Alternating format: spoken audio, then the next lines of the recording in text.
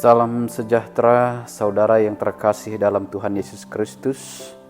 Malam hari ini kita berjumpa kembali dalam program kita, yaitu program Renungan Malam.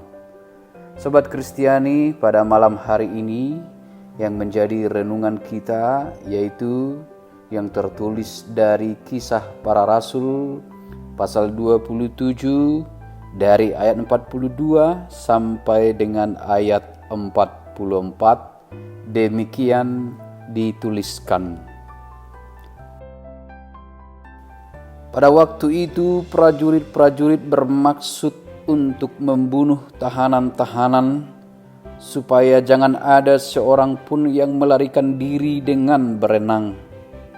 Tetapi perwira itu ingin menyelamatkan Paulus.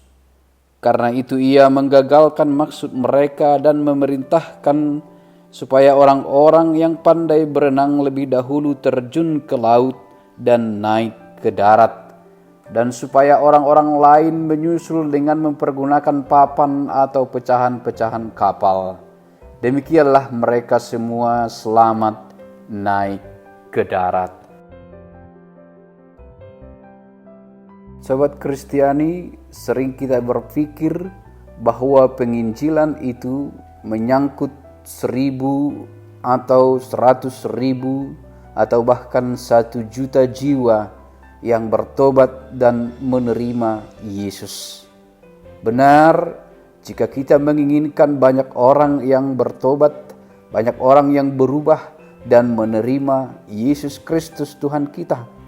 Tetapi sesungguhnya penginjilan itu bukan sebatas itu saja.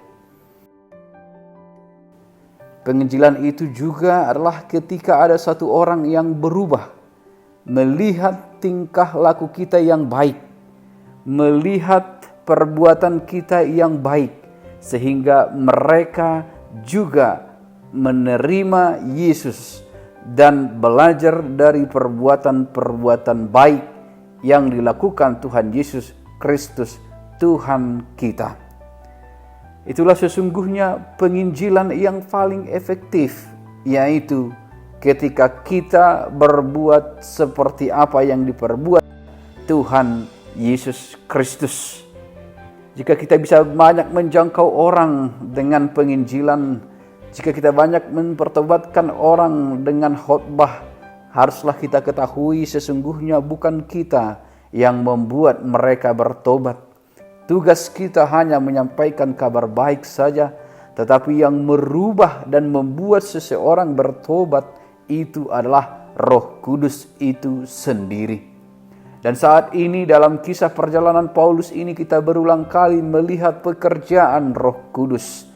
Tak kalah juga saat ini dalam ayat renungan kita ini, ketika para prajurit ingin membunuh semua orang yang ikut dalam pelayaran itu, yaitu mereka tahanan-tahanan yang ikut dalam kapal itu.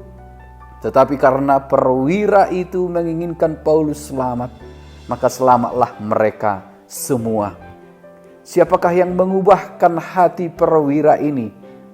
Betul, ia telah melihat perbuatan-perbuatan baik yang dilakukan oleh Paulus sepanjang perjalanan mereka terhadap prajurit-prajurit dan juga sesama orang yang ikut dalam pelayaran itu.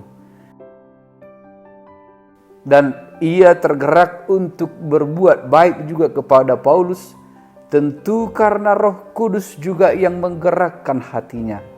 Roh Kudus juga yang mengubahkan hatinya. Oleh sebab itu saudara yang terkasih, penginjilan yang paling baik adalah ketika kita tidak lelah berbuat baik, ketika kita tidak lelah berbuat seperti apa yang dilakukan Tuhan Yesus, senantiasa melakukan, menaburkan kebaikan, walaupun tidak kita terima hari ini buah dari kebaikan yang kita kerjakan itu, tetapi yakin dan percayalah perbuatan baik itu tidak akan kemana-mana. Pada waktunya ia akan kembali juga kepada kita. Inilah penginjilan-penginjilan saya pikir yang paling efektif saat ini. Ketika semua orang percaya mampu mencerminkan perilaku, mampu mencerminkan, melakukan ajaran Tuhan kita Yesus Kristus. Memang ada yang dipanggil Tuhan untuk berkhotbah, ada yang dipanggil Tuhan untuk mengajar Alkitab, tetapi kita semua juga dipanggil untuk menjadi teladan bagi orang lain, dipanggil untuk melakukan perbuatan-perbuatan seperti yang dilakukan Tuhan Yesus. Oleh karena itu saudara yang terkasih, jangan pernah lelah untuk berbuat baik. Jangan pernah merasa cukup untuk berbuat baik. Berbuat baiklah senantiasa, karena memang demikian telah diajarkan kepada kita oleh orang-orang terdahulu yang telah menaruh iman mereka di tangan Tuhan kita Yesus Kristus. Selamat malam saudara-saudara, Tuhan memberkati. Amin.